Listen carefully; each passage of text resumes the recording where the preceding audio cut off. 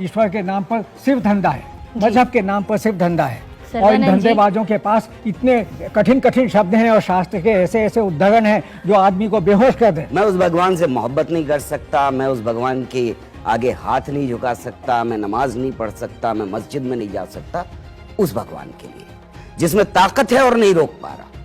और अगर उसमें ताकत ही नहीं है रोकने की तो फिर मुझे उस भगवान की जरूरत नहीं। और अब मैं 55 साल 56 साल का हो चुका हूं, कभी मुझे उस भगवान की जरूरत नहीं पड़ी। और जो देश जितने ज्यादा धार्मिक है, इतने कट्टर धार्मिक, उतनी बदहाली में रह रहे हैं। दूसरी बात यह है कि विज्ञान की दुकान की बात चली थी, विज्ञान की दुकान के बदौलत ही हम गुफाओं से निकल के आज यहाँ पहुंच पाए। धार्मिक दुकानें तो इंसानों को बर्बाद करके रख दिया पूरी दुनिया में। एक ईश्वर की आप बात करते हैं, वो ईश्वर कैसा ईश्वर है? वो एक थानेदार की तरह है, उसके हम हाथ जोड़े, गिड़गिड़ाए, रोज उसकी तारीफ करें, 4 दिन नहीं तारीफ करें तो नाराज हो जाएगा, हमारा सत्यानाश कर देगा। ऐसा कैसा ईश्वर है ये कि जिसको रिश्वत चाहिए, जिसको हमारा भला करने की रिश्वत चाहिए, प्रसाद चढ़ाना है, पूजा करनी, अपने बाल कटवा देने, किसी को अपने हाथ कटवा देने, किसी को खतना करवा लेना, कैसा ईश्वर? हम हाथ फैला करके ये कर दें, बच्चों को कुपोषण रोक दें या बीमारियों स्वाइन फ्लू आया तो भगवान को लेकिन जो आम आदमी है वो तो ईश्वर को इसी रूप में समझता है। अगर ईश्वर कुछ नहीं कर सकता तो क्यों है वो बिना बात के? हर धर्म के अंदर नफरत घृणा उतनी मौजूद है, वरना मैं अपना धर्म मानूंगा ही नहीं। मैं अपने धर्म को बेहतर समझता हूं दूसरे से, तभी मैं अपना धर्म मानता हूं। दूसरी बात यह है कि धर्म के अंदर हमेशा का सच मौजूद होता है जो सड़ा गला बदबूदार हो जाता है टाइम के पास होने की वजह से। आप बात कर रहे हैं बेहद पुरानी किताबों की, आप जहर खाना चाहते हैं तो क्या फर्क पड़ता है? आप ईश्वर को शरीर से, इंद्रियों से, मन से, ज्ञान से, बुद्धि से नहीं जान सकते। ये बात धर्म ग्रंथों में लिखी है, ये बात वेदों में, शास्त्रों में लिखी है। फिर मेरे समझ में नहीं आता कि आस्तिक लोग, ये धार्मिक लोग क्यों अपना माथा खोपड़ी खराब करते रहते हैं प्रमाण दे देकर कि ये ईश्वर है, ईश्वर है। अरे भाई, तुम्हारे शास्त्रों में खुद ही लिखा है कि आप ईश्वर को इंद्रियों से, बुद्धि से, मन से, ज्ञान से नहीं जान सकते। कुरान में कितनी जगह लिखा है कि जो नॉन बिलीवर्स हैं, नास्तिक हैं, उनको कत्ल कर दो। ये हिंसा से, खून से भरे हुए हैं। कृपया तर्क मत करिए, बुद्धि मत लगाइए। तर्क करने की गुंजाइश वो विज्ञान में होती है, धर्म में नहीं, आस्था में नहीं, विश्वास में नहीं। वहां पर तर्क का कोई काम नहीं है। वहां तो आप मानो, आंख बंद करके देखिए, विज्ञान होता है, वहां पर डाउट होता है, आप शक कर सकते हैं, परंतु भगवान में, धर्म में आप शक नहीं कर सकते। आर्यभट्ट, पृथ्वी अपने अक्ष पर घूमती है, ये खोज करने वाले वैज्ञानिक रहे। ग्रहण लगने की वजह राहु केतु नहीं, ग्रहों की छाया है और ये घटनाएं भौतिक हैं और इनका ईश्वरीय ताकत से कोई ताल्लुक नहीं है। कोपरनिकस, ग्रहों का केंद्र सूर्य है, न कि पृथ्वी। सभी ग्रह सूर्य के इर्द गिर्द चक्कर लगाते हैं। ये वो तमाम प्रचलित मान्यताएं थीं जिसको तोड़ते हुए नई वैज्ञानिक खोज डेवलप करने वाले वैज्ञानिक हैं, जिनको हम आपको दिखा रहे हैं। गलीलियो पहली बार वैज्ञानिक पद्धति से ग्रहों के गतिशील होने का इन्होंने पता लगाया और टेलीस्कोप का आविष्कार भी किया। डार्विन मानव विकास के सिद्धांत के लिए मशहूर हैं और इन्होंने इंसान के विकास की थ्योरी दी और प्राकृतिक चयन के आधार पर, यानी नेचुरल सिलेक्शन के आधार पर इंसान का विकास होता है, ये बताया। न्यूटन, ग्रह भौतिक चीज है और वो गति और गुरुत्वाकर्षण की थ्योरी पर काम करती है। न्यूटन ने गुरुत्वाकर्षण की थ्योरी दी। आइंस्टीन फोटो इलेक्ट्रिक इफेक्ट की खोज किए। ईश्वर के होने या नहीं होने से खुद को अनजान बताया, पर नास्तिक होने से इनकार कर दिया। और Stephen Hawking, black hole theory को आगे बढ़ाया, ईश्वर के होने को लेकर साफ तौर से इनकार किया। एक तरफ ये वैज्ञानिक सिद्धांत हैं जो कहते हैं कि जो चीज प्रूव हो सकती है वही सत्य है, लेकिन दूसरी तरफ वो मान्यताएं हैं जो कहती हैं कि चाहे वो प्रूफ ना हो लेकिन हम मानेंगे उसे ही सत्य जो हम महसूस करते हैं। ऐसा क्या? यदि कोई चीज़ प्रमाणित नहीं होती है तो उसे सत्य कहना अपने आप को धोखा देना है। इसके जो भौतिक जगत में, यथार्थ में, वास्तव में जो घटित होता है, उसी के आधार पर हम अपनी बातें कर सकते हैं। चाहे वो भगवान या ईश्वर को लेकर मान्यता हो या आस्था को लेकर मान्यता है, वो कहीं सिद्ध नहीं होती हैं, कहीं साबित नहीं होती हैं, फिर क्यों मौजूद हैं? कि ईश्वर की मान्यता आप उस तरह से मत ले जाइए कि जैसे कि कोई रीतियां होती हैं जो कि कुरीतियों में बदल जाती हैं। जैसे कि आपने प्लेनेट के बारे में बताया, साइंटिस्ट ने उसको किया, तो आस्तिक और नास्तिकवाद की बात नहीं की उन्होंने, ग्रहों की बात की, तो वो ज्योतिष का अलग चला गया। नहीं, वो इसलिए इम्पोर्टेंट है क्योंकि हमने अपने पूरे ज्योतिष को इस आधार पर डेवलप कर रखा है, हमने अपने पूरे जीवन को इस आधार पर डेवलप कर रखा लेकिन है अब ये कि हमने ग्रह नक्षत्रों के हिसाब से ही हमारी किस्मत तय होती है। नहीं, ये किसने तय रखा? अगर जिसका ज्योतिष का बनाने वाला सबसे पहले जो है उसने ज्योतिष को ही श्राप दे दिया, तो ये तो मार्केटिंग का हर चैनल पर एक तरह का ज्योतिष का जो कार्यक्रम चल रहा, उन्हीं को नहीं पता मेरा भविष्य क्या है। तो ग्रह ज्योतिष के ऊपर, ये अगर ज्योतिष के ऊपर डिबेट रखी है तो मैं उस पर बिल्कुल सहमत नहीं हूं। मैं अगर एक आस्तिकवाद और नास्तिकवाद, जहां ईश्वर की बात की आपने, हम स्वयं ही आज किसी ज्योतिषी को पता था आज पानी बरसेगा, आज ज्योतिषी को पता था कि कुंभ में इतना बड़ा घटना हो जाएगी। ज्योतिषी जिस तरह से साइकोलॉजी का प्रयोग करते हैं, ज्योतिषी जिस तरह से एक तरह से दूसरे को डराते हैं, ऐसे ज्योतिषियों को हम स्वयं लताड़ते हैं। मुझे बिल्कुल शुरू में ये अंदाजा हो गया कि अगर भगवान है, जो सब कह रहे थे चारों तरफ लोग, और फिर भी वियतनाम में बच्चे मर रहे, जिनकी फोटोग्राफ्स रोज आती थी अखबारों में, हम बड़े हो रहे थे तब, और वो भगवान इन बच्चों के ऊपर बम गिरने से नहीं रोक सकता, तो मुझे ऐसे भगवान की जरूरत नहीं है। मैं उस भगवान से मोहब्बत नहीं कर सकता, मैं उस भगवान के आगे हाथ नहीं झुका सकता, मैं नमाज नहीं पढ़ सकता, मैं मस्जिद में नहीं जा सकता उस भगवान के लिए जिसमें ताकत है और नहीं रोक पा रहा। और अगर उसमें ताकत ही नहीं है रोकने की, तो फिर मुझे उस भगवान की जरूरत नहीं। तो यहां से मेरी नास्तिकता शुरू होती है, और अब मैं 55 साल 56 साल का हो चुका हूं, कभी मुझे उस भगवान की जरूरत नहीं पड़ी जिसकी बाकी लोगों को जरूरत पड़ती। कि अखबार के चेहरे पर जिस वक्त 3 बच्चे आइसक्रीम खाते हंस रहे हैं, उसी वक्त 20 पैसे में सामान ढोने के लिए लुका छिपी करते बच्चों के पुट्ठों पर पुलिस वालों की बेंतें उमच रही हैं।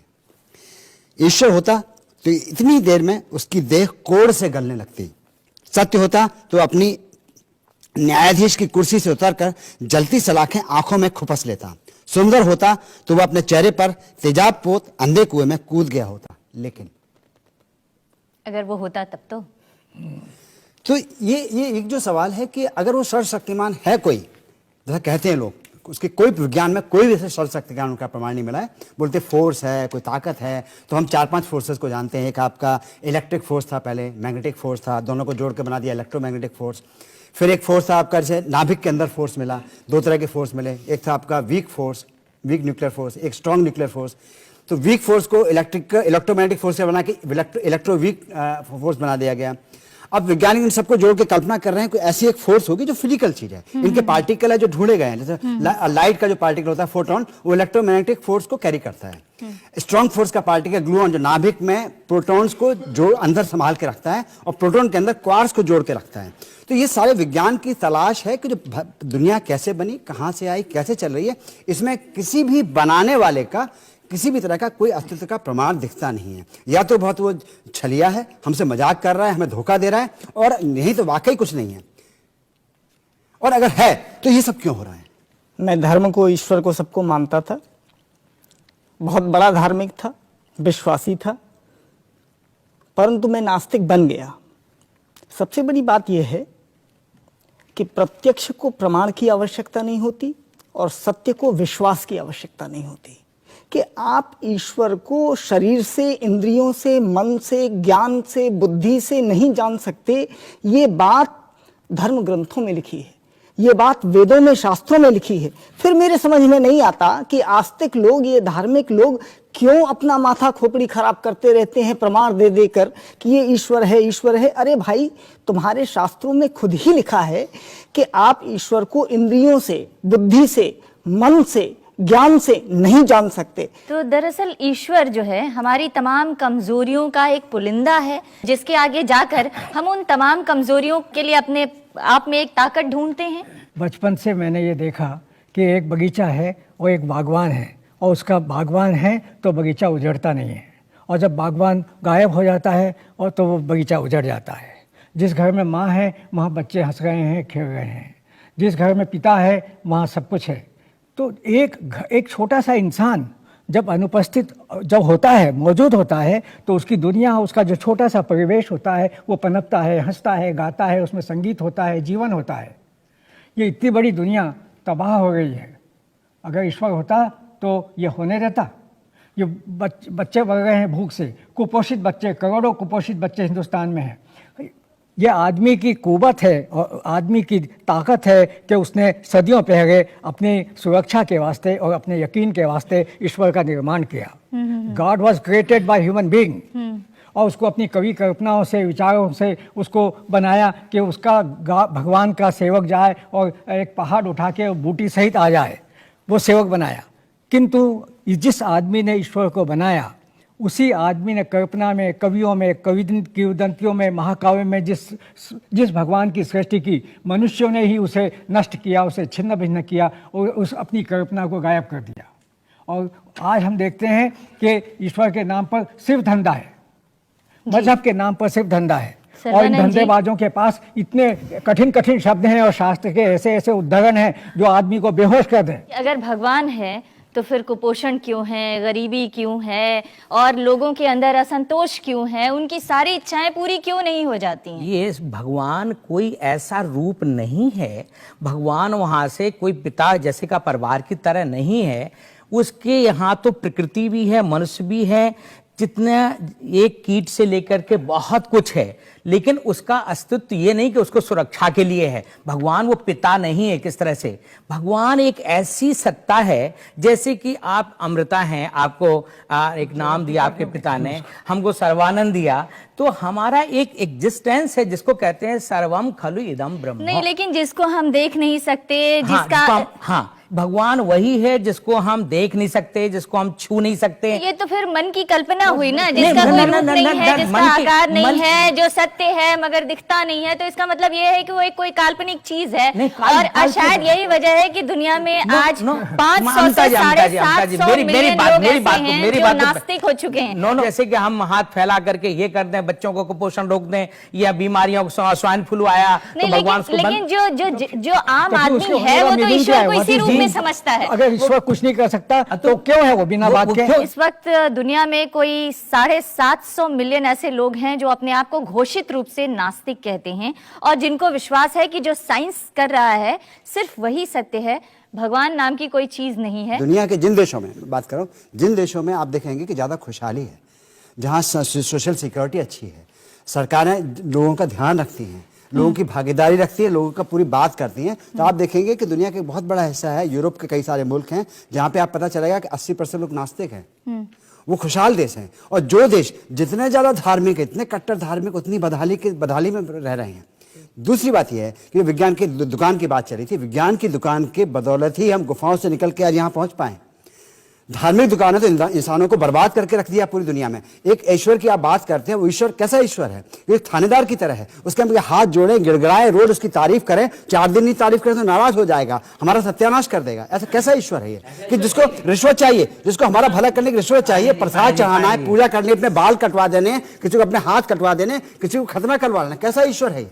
ईश्वर ने कभी भी, जब ये सृष्टि प्रारंभ हुई, साइंस ये कर सकता है कि एक फूल के कई कलर को सिद्ध करने के तोड़ मोड़ कर दे उसको, लेकिन ईश्वर एक ही काम करता है कि फ्लावर में कई तरह के कलर, एक ही तरह के। आपने देखो दुनिया में जितनी सृष्टि, सबके चेहरे अलग ही अलग है, एक ही साचा नहीं है।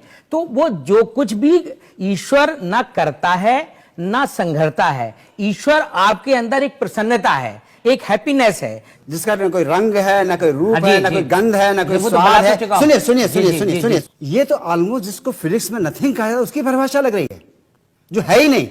लेकिन मोटे तौर पे, सामाजिक तौर पे जिसको ईश्वर कहा जाता है, जो जिसके बारे में सर्वमान्य है, सब लोग, सब गरीब लोग, गुरबे लोग रोज जाके पूजा करते हैं, अर्चना करते हैं, अपना धन लुटाते हैं उसके ऊपर, गरीब अपना वक्त बर्बाद करते हैं, अपना वक्त बर्बाद करते हैं, और जिसकी दुकानें हर जगह खुली हुई हैं, हर फुटपाथ पे कब्जा होता जा रहा है। जब बच्चों के खेलने के पार्क खत्म कर दिए गए, वहां मंदिर बना दिए गए, साईं बाबा के टेम्पल बना दिए गए, ये क्या हो रहा है? कानों में आवाज आई, मां की थी, धरती पर ढूंढो, दुखों की जड़ें यही हैं, जिससे घबराए बाप तुम्हारे तकते हैं आसमान।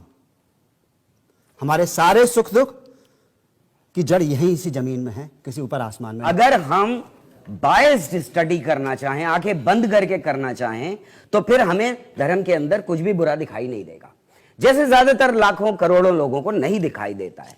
लेकिन हर धर्म के अंदर नफरत, घृणा उतनी मौजूद है, वरना मैं अपना धर्म मानूंगा ही नहीं। मैं अपने धर्म को बेहतर समझता हूं दूसरे से, तभी मैं अपना धर्म मानता हूं। दूसरी बात यह है कि धर्म के अंदर हमेशा का सच मौजूद होता है, जो सड़ा गला बदबूदार हो जाता है टाइम के पास होने की वजह से। आप बात कर रहे हैं बेहद पुरानी किताबों की, आप जहर खाना चाहते हैं तो क्या फर्क पड़ता है कि आप किस धर्म का जहर खाना चाहते हैं। आपने भी जो ये कहा कि आप किसी शास्त्र का प्रमाण दीजिए, कुरान के लिए आप पूछ रहे थे कि कुरान में कहीं लिखा है क्या? कुरान में कितनी जगह लिखा है कि जो नॉन बिलीवर्स हैं, नास्तिक हैं, उनको कत्ल कर दो। ये हिंसा से, खून से भरे हुए हैं कि धर्म की दुकान और विज्ञान की दुकान। कभी विज्ञान आपसे आकर ये नहीं कहेगा कि मुझको मानो, वो तो आपको मानना ही पड़ेगा, उसके अलावा आपके पास और कोई चारा ही नहीं है। तो जो ईश्वर की बात है वो विश्वास और आस्था की है, तर्क की नहीं है। मैं हाथ जोड़ करके सभी आस्तिकों से और धर्म वालों से, ईश्वर वालों से कहना चाहता हूं, कृपया तर्क मत करिए, बुद्धि मत लगाइए। तर्क करने की गुंजाइश वो विज्ञान में होती है, धर्म में नहीं, आस्था में नहीं, विश्वास में नहीं। वहां पर तर्क का कोई काम नहीं है, वहां तो आप मानो, आंख बंद करके देखिए। विज्ञान होता है, वहां पर डाउट होता है, आप शक कर सकते हैं, परंतु भगवान में, धर्म में आप शक नहीं कर सकते। जैसे विज्ञान आया, आपके जीवन में तरक्की आई। जब आप पुरातन पंथ के जमाने से लेके आज तक जो आगे बढ़े हैं, यहाँ तक जो पहुंचे हैं, ये विज्ञान की ही बदौलत है। और शायद अगर आप विज्ञान में इतना ही भरोसा और आस्था रखेंगे तो आने वाले दिनों में आपका जीवन और आगे जा सकता है। बहुत बहुत धन्यवाद आप सभी का इस कार्यक्रम में शामिल होने के लिए। नमस्कार।